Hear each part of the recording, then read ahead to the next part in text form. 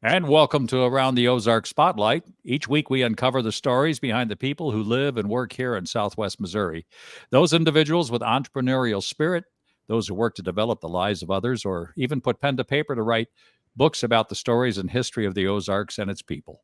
I'm Scott Meier, and today we're going to explore the world of Springfield business, one of my favorite subjects. And we're here with Springfield Area Chamber of Commerce President and CEO, Matt Morrow. Hey, Matt. Hey, Scott, thanks so much for having me with you. You know, it's funny, Matt. You and I started in this town about the same That's time, right. That's right. and we've been together now. Well, it's going on 8 years, which is crazy. Uh-huh. And you've been in that position that long. Even a little bit longer. Yeah, now it's coming. It's believe it or not, and it goes fast. Almost 10 years now. Oh, has it really been that yeah. long, Yeah. Matt? Where did you come from before you were the Springfield president of the chamber? Well, this area is home for me. I wasn't here when I came back. So grew up in Bolivar. We've had my wife and I have lived in Springfield for almost all of the almost 27 years we've been married. But I ran our Home Builders Association here in Springfield for a number of years, and then moved away. Our family moved away in 2013 to Birmingham, Alabama, did the same thing there with their home builders associations. But I'd always been real involved in the Chamber of Commerce here in Springfield. Actually was a board member here. And then when my predecessor, Jim Anderson, retired back in 2014, just about the time Birmingham was starting to feel like home, there was a national search and we came back home again. So we've been here ever since. So how does a kid from Bolivar end up in Birmingham?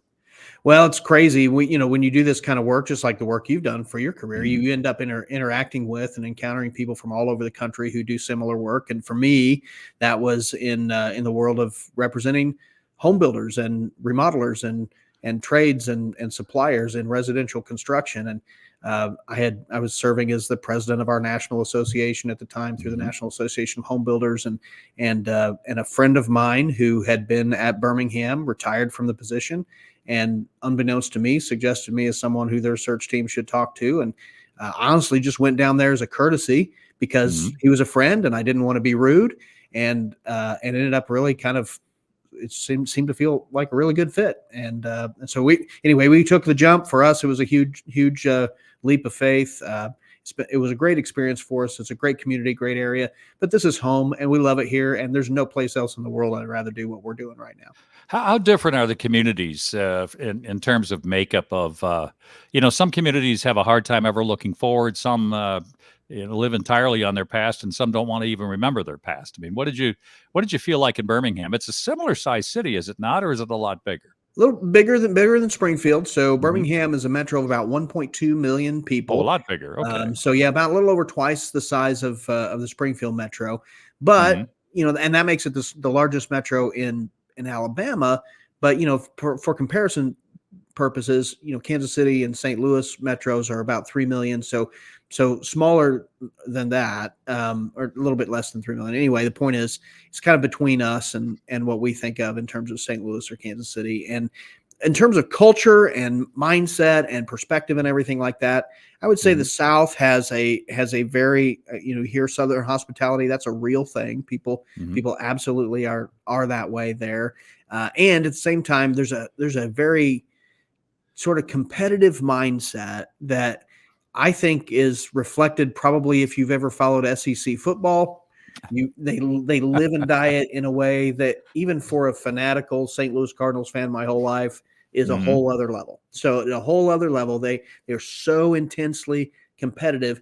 And in some ways that translates through to their politics. It translates through to how they want to sort of compete for economic development projects, those kinds of things as well. When we were there, they were having a gubernatorial election, and the race for governor was all about who could better deliver on jobs and economic development and projects. That was it. I mean, they didn't talk about all the other stuff really at all. It was all 100% about who could win better. And so that was pretty cool. That was pretty nice. Well, when you think about it, really, and one of the reasons I love living in Springfield, when we lived in the Detroit metro for about 23 years, there's a lot of noise up there. Once you get into the upper Midwest or even the East Coast where we lived for a while, there's just a lot of noise. And by noise, I mean everybody's upset about something. Yep. And you get down around Springfield, and it sounds like you found some of that even in Birmingham. people are really thinking and talking a lot about living. Yeah. And work comes into play, family comes into play. And it's still the first city I had traveled to where I actually saw, I think my first week here, a family of four sit down at a restaurant, hold hands and say a prayer before they ate lunch. And Yeah. it sounds a little corny to say you don't see that everywhere, but you don't see that everywhere. Yeah, I think what you are describing, Scott, it's been my experience too, and it's why ultimately, as much as I love Birmingham, love the South, it's a special culture there that we enjoyed being a part of. Mhm. But I have never lived anywhere where the people and the culture is more authentic than it is here. And by that I just mean, look, you are who you are, and so if you pray at home, you pray at the restaurant. If you whatever it is, it's just really authentic, which means the other thing I think that means for us sometimes is we're authentically humble. So there's a humility among a lot of the people here, which I think is a very admirable trait. Sometimes translates to how we talk about our community, which is not necessarily the same thing you're describing from Detroit, where we're talking it down, but we maybe don't have quite the swagger that we maybe ought to have sometimes about all we have to offer as a community. And we do have a lot to offer as a community. My guest you're hearing and seeing today on Around the Ozark Spotlight is Matt Morrow. Matt is the president and CEO of the Springfield Area Chamber of Commerce. Now, in the 10 years you've been in that position, Matt, a lot has happened. And I actually had a breakfast earlier today with someone who's lived there their whole life, and they were talking about how East Sunshine, actually about 3 miles west of where we were having breakfast at First Watch, how East Sunshine was rural. And East Sunshine Road was a 2-lane road. Now, compare that to today and compare that from 10 years ago. It's really different. It really is. And it's kind of like a frog boiling in a pot. You don't realize it as much if you're here every single day because it happens incrementally. But all you really have to do is go away for a year or two or something like that and then come back. Or you talk to somebody who maybe used to live here and then has come back, and they're just completely blown away, wowed by the kinds of things you're describing. We experienced that moving away for just a couple of years. That's really not much. But when we came back, it was remarkable how much it felt like, how much progress was already being made, how much new development, how much new growth, exciting new attractions and amenities in the community. Think about the Wonders of Wildlife that's open in that period of time, which is the number one aquarium several years running, voted by USA Today readers in the country, right here in Springfield. And of course, we've added minor league baseball. We've had all these different things that have come along just in the last 10 to 15 to 20 years. And it's pretty remarkable when you see what we have. And the great thing about, and of course, if you like to shop, we've added a lot of shopping. There's Costco, there's Buc-ee's, there are these exciting sort of destination retail settings that are there. And I think there's more to come in that regard. But like Trader Joe's? That's, of course, everybody. Come on, man. How do we get a Trader Joe's? Scott, I will be able to retire. When we one day get a Trader Joe's, that'll be it. I'll hang it up. Okay. Everybody will be happy. Nobody will ever want anything again. My wife will finally be happy. That'll be good. Oh my gosh. Yeah. Everybody wants it. Of course, that's a great, you might want to talk about the recent brush we had with Trader Joe's. That was crazy, it was funny. It was actually quite funny. What was it? Springfield, the news Virginia? Leader. Yeah. Springfield. So the Springfield, Virginia. For those who don't know, the Springfield News Leader picked up on an online sort of rumor with a Facebook group, which happens all the time. Of course, that's how news is made now. I don't know if you know that. It's made by social media. So, so that got going, and so they did what a good news source should, or news provider should do. They went to the source. They said, we're going to call the corporate office of Trader Joe's and just ask them directly, are you actually planning to open a Trader Joe's in Springfield? And they said, yes, we are. You got us. And so then they ran with the story, only to find out later neither of them had asked which Springfield. It was Springfield, Virginia that's getting one. So we're happy for Springfield, Virginia, but we feel like with that much attention, they probably owe us a Trader Joe's here. We're about ready. Well, I can't disagree. And I'll tell you what's amazing. And let's talk about this for a minute, about the retail sales area that we live in. This past weekend, I had the Well, I wasn't using my head because I ended up at a Sam's on Saturday and at Costco on Oh, Sunday. oh And I gosh. got to Yeah. tell you, well, first of all, you look at license plates in the parking lot, probably a third of them are from Arkansas. So Northwest Arkansas uses Springfield as a sales area Yeah. because they don't have access to Sam's and Costco. But Mhm. those two stores, at least on the east side of town, I mean, were packed. Yeah. This area is at minimum a 500,000 people. Yeah. Fair? Yeah, it is. In fact, the metro at the last census is right at 500,000 for the 5 county metro, and when you sort of factor into that, what does it do during a regular work day, or what does Mm-hmm. it do, as you said, on Saturday or Sunday when people come in from pretty far out to be able to shop? You're talking about somewhere in the ballpark of 750,000 people in the metro when they all come in for work or they all come in to shop. And so, Sure. yeah, there's a critical mass there to be sure. Are we ready for it? Because we travel a lot to Nashville. We have a one of our daughters and granddaughters live in Nashville, and Nashville has always reminded me the old Nashville back in the Hmm. '90s and '80s when I used to spend a lot of time there for work. Reminded me of Springfield today, and Nashville today has not been able to handle the amount of people that are moving there. The traffic is horrible. Housing is through the roof, and it's crazy. So if that was Springfield then, and we are Springfield now, are we ready for that? So I'm really glad you bring that up, Scott, because I think that is exactly the question we should be asking ourselves. We're, as you know, the Chamber of Commerce holds every year a 2 to 3 day trip to another community where we take about 85 people and we do a deep dive on what's working well, what hasn't worked well, what they would do differently if they had Mm-hmm. it to do over again. And this year, we're actually planning in September to go to Durham, North Carolina, in the Okay. Research Triangle. Great area, lots of good regional lessons for us there. One of the things that we're already hearing as we talk to the people who are a big part of the success in that area is that they say if we had it to do over again, we would have done a better job of planning for success. Mm-hmm. So if you want a certain outcome, if you say, well, we want to grow this much, or we want to add these things, or we want to be the destination for research or for whatever else it is, then what does that mean we need by way of transportation infrastructure? What does that mean we need by way of housing? What does it mean that we need by way of technical infrastructure, broadband, all of Mm-hmm. those pieces as well?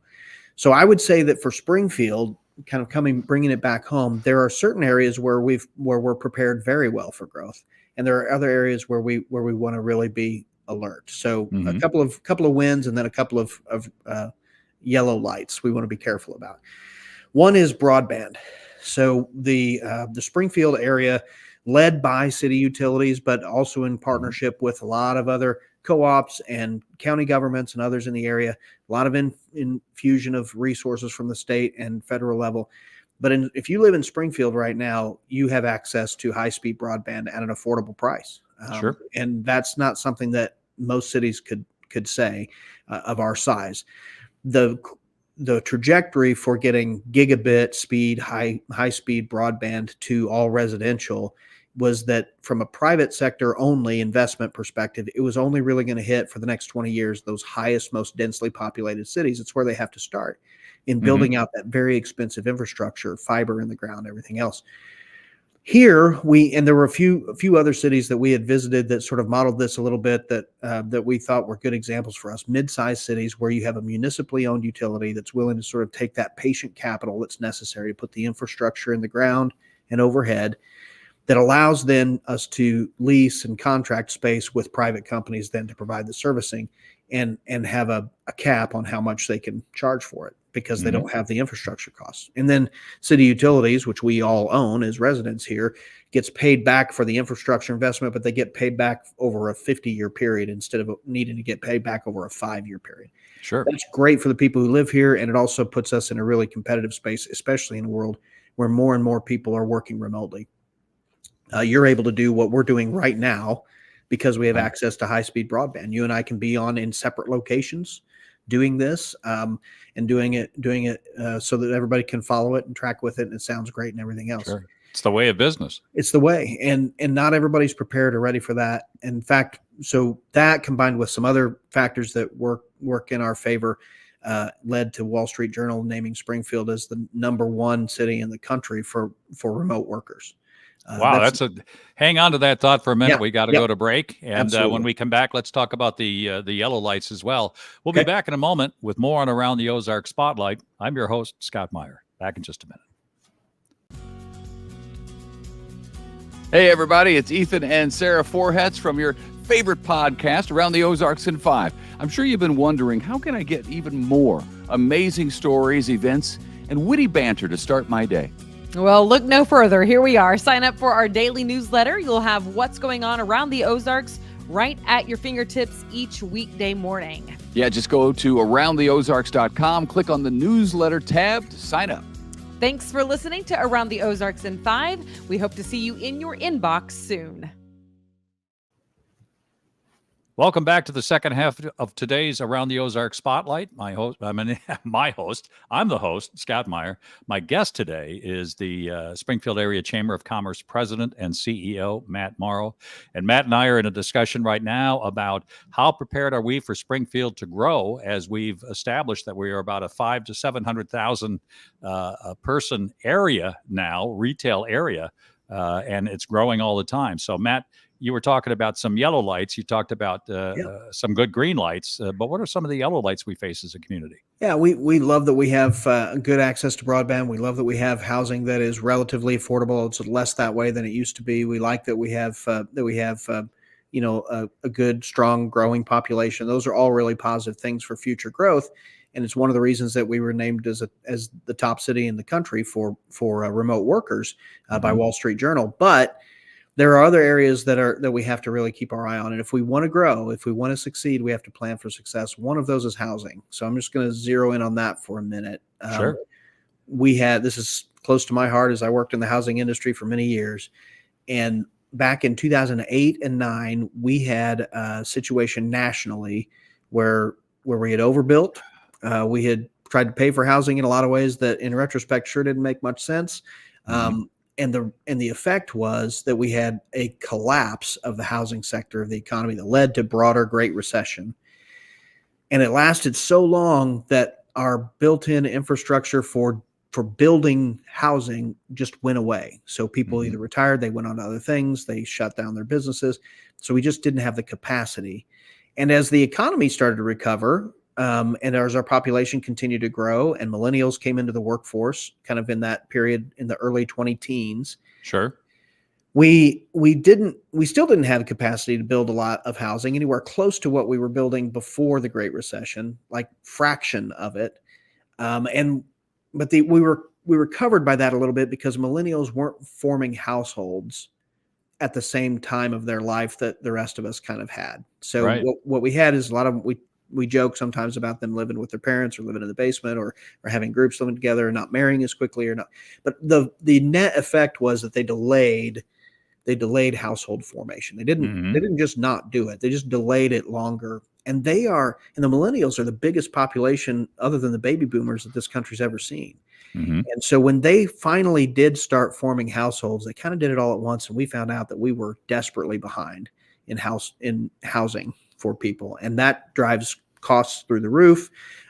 We don't have the capacity to build nearly quickly enough. We're probably 15 years behind in housing supply nationally.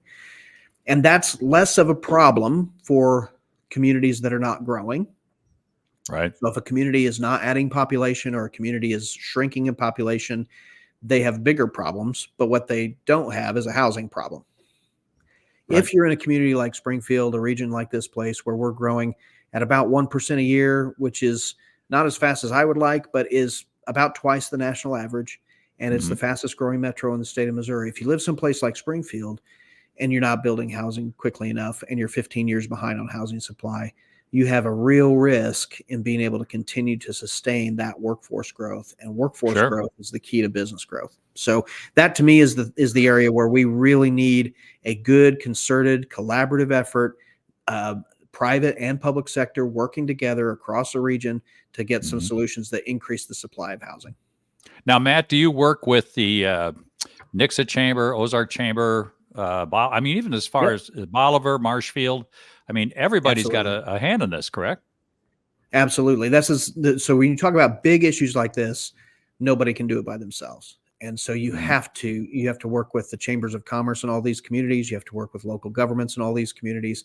I think, you have to work with private sector major employers in these communities. Many private sector employers, not just here, but nationally. This was an article in the Wall Street Journal just a couple of weeks ago.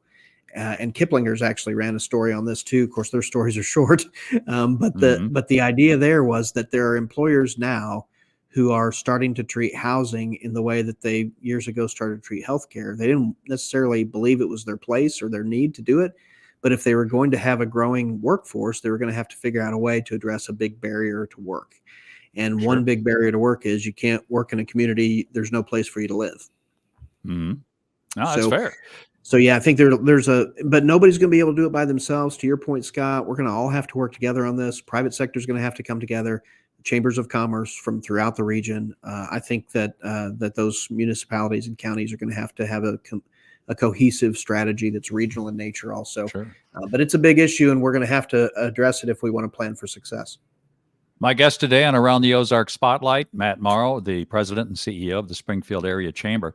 Matt, you've got your ear to the rail. You hear what's coming, the proverbial train down the track.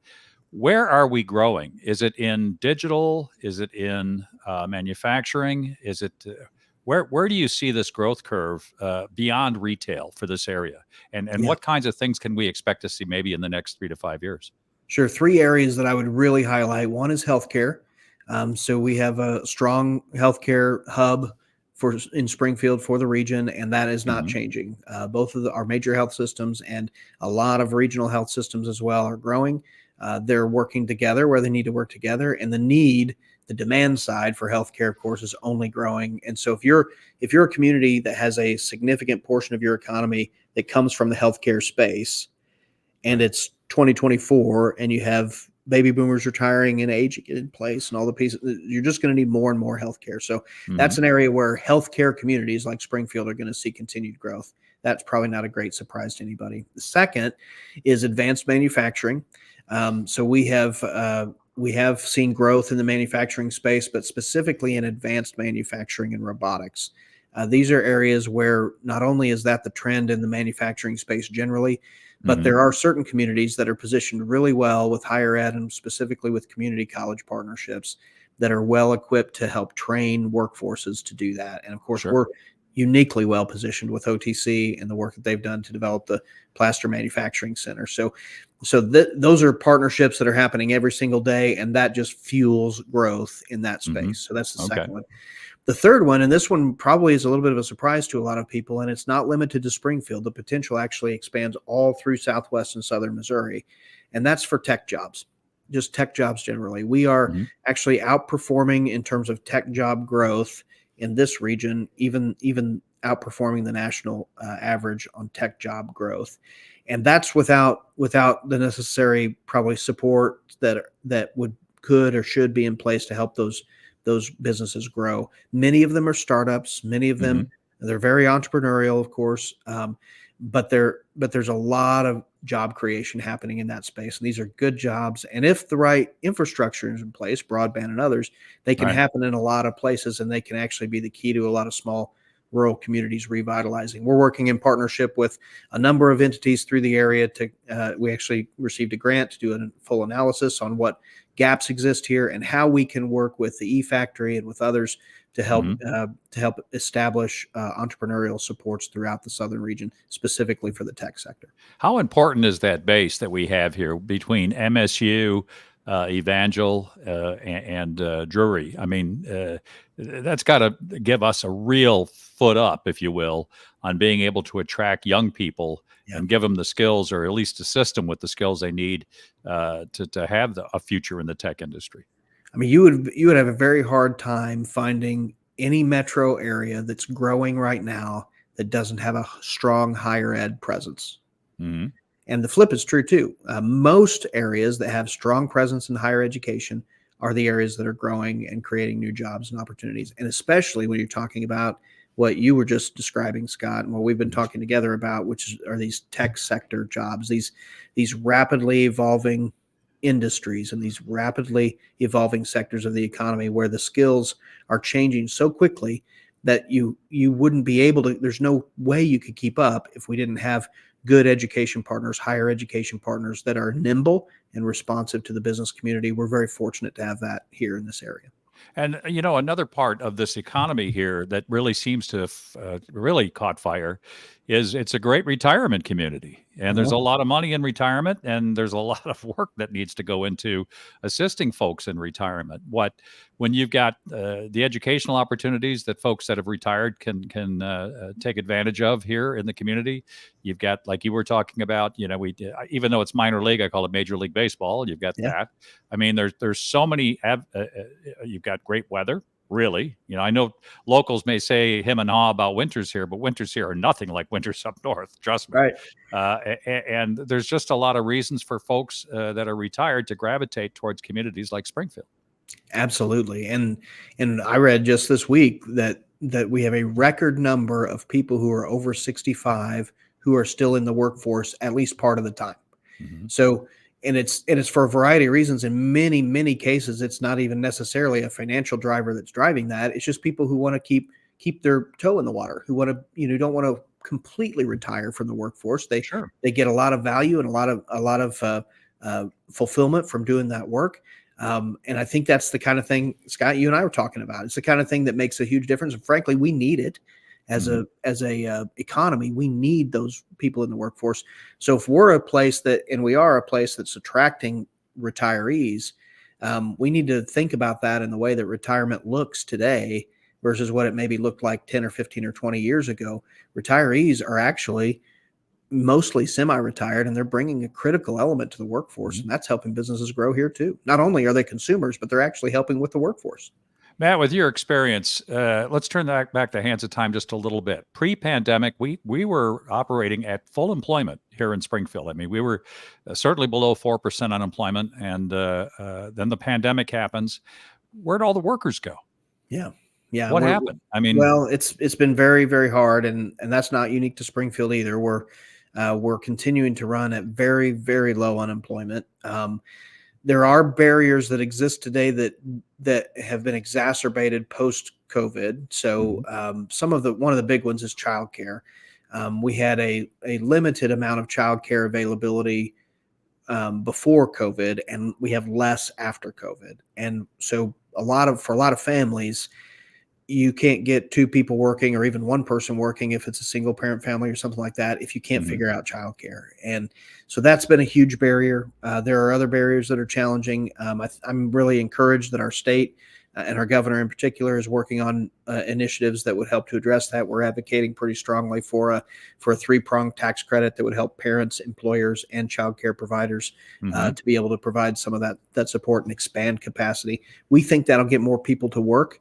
And that'll help in a lot of ways. But the reality is we need more people, and we need more people who are able and willing to get into the workforce. Our labor participation rate in Springfield is the one area where I really wish we were doing a lot better. Our labor participation rate runs about 4 to 5 percentage points below the national average. What does that mean for the layman? It means of all the people who are working age, how many of them have a job? Now, that doesn't necessarily mean that they're unemployed per se. So a lot of people, many people stay home by choice. My wife was home for 15 years while our kids were young and everything. So she would have been, in our case, the labor participation rate in our household would be 50%. Okay. Which is to say one of the two of us of working age was working, the other was not. Sure. But so across the board, though, we run about 5 percentage points below the national average. So national average right now, I think, is about 63 or 64%, and we run about 59 or 60. And if they go up, they would go up together. And there are a variety of reasons for that. There are barriers to the workforce for some. I think our low cost of living in some cases contributes to families being a 1-income family that in many communities would be a 2-income family. Sure. But for whatever reason, we do need people in the workforce, and a lot of employers are getting really creative about how they tackle this. So more remote work options are available to people than used to be. Sure. There's more flexibility in terms of part-time or flex time for employees who might not be able to give you 40 hours a week, but they want to do something. Well, right now, beggars can't be choosers. We really need to be able to find people who are willing to be in the workforce some. And I think that's one of the great things about entrepreneurs, about job creators, businesses. They're innovators by nature. If they know what the problem is, they're going to get creative and they're going to find solutions. And that's a lot of what we're seeing in terms of the transition and shift that's happening in workplaces right now. Matt, we're about out of time. In one word or less, what do you think the future looks like for the Springfield area? Bright and getting brighter. There's no place else I'd want to do this. Every community has challenges, and we have ours, and we all need to be working on those every single day. But somebody told me a story one time, and I thought this was a great example. She was learning to mountain bike, and she said when she was riding a mountain bike, this is a friend of mine, she said she was riding a mountain bike, she looked down at all of the roots and rocks and obstacles, and she was shaking and unable to really keep the thing going. It was only when she looked up to the rest of the trail that all those obstacles became less of a problem. They became less of an issue. And I think for us, the horizon is bright. Let's keep our eyes on it. Yes, let's deal with obstacles and barriers where we need to. But I can't think of any place that I'd rather do this than right here. I want to thank my guest today, Matt Morrow, on Around the Ozark Spotlight, and all of you for listening in. Also, my producers, Taylor Worley and Jay Stevens, as well as all of you for joining us. If you happen to miss all or part of today's conversation, you can find ATO Spotlight at aroundtheozarks.com or on the ATO app, found in either the Apple App Store or Android apps. There you'll find today's program as well as all of past year's shows. I'm Scott Meier. Remember, every day is a gift, the best present you could ever receive. Have a great day.